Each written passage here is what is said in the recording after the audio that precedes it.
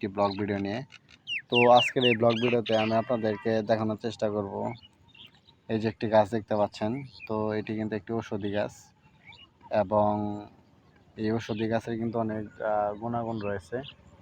তো আজকের এই ব্লগ ভিডিওতে আমি আপনাদের মাঝে বিস্তারিত আলোচনা করব এই গাছটি নিয়ে। তো এই যে গাছটি দেখতে পাচ্ছেন, এই গাছটির যে ফুলগুলো দেখতে পাচ্ছেন, তো এই ফুলগুলোর ভিতরে কিন্তু মধু থাকে।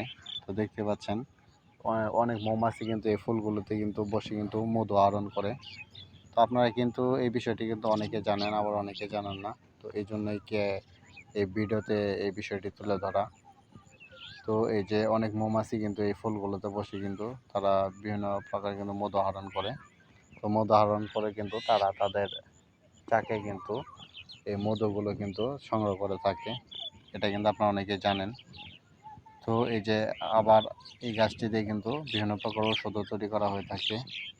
তো গ্রামের ভিতরে আমরা এই গাছটি যে কাজে ব্যবহার করি তা হচ্ছে শরীরের কোনো জায়গায় যদি ব্যথা অনুভব হয়, তো এই যে গাছটির যে পাতাগুলো দেখতে পাচ্ছেন, এই পাতাগুলো কিন্তু সংগ্রহ করে নিয়ে এই পাতাগুলো বেটে যে রস হয়, ওই রস দিয়ে যদি মালিশ করে দেওয়া হয় তাহলে কিন্তু ব্যথা কিন্তু সাথে সাথে কিন্তু ভালো হয়ে যায়।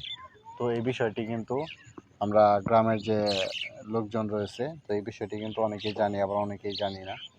তো যারা জানি না তারা সম্পূর্ণ ব্লগ ভিডিওটি দেখলে কিন্তু আপনারা সমস্ত কিছু জানতে পারবেন এবং বুঝতে পারবেন, এবং চাইলে কিন্তু এই গাছটি দিয়ে আপনারা এই ব্যথা উপশম করে কিন্তু ওই ওষুধগুলো তৈরি করতে পারবেন। তো যাদের যাদের ব্যথা উপশম হবে তারা চাইলে এই গাছের পাতাগুলো বেটে রস তৈরি করে যে জায়গায় ব্যথা রয়েছে তো ওই জায়গায় মালিশ করে দিলে তো সাথে সাথে ভালো হয়ে যাবে।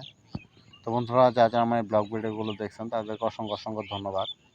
তো সবাই আমার চ্যানেলটিকে সাবস্ক্রাইব করে যাবেন। আবার আপনাদের মাঝে দেখা হবে নতুন কোনো ব্লগে। আসসালামু আলাইকুম।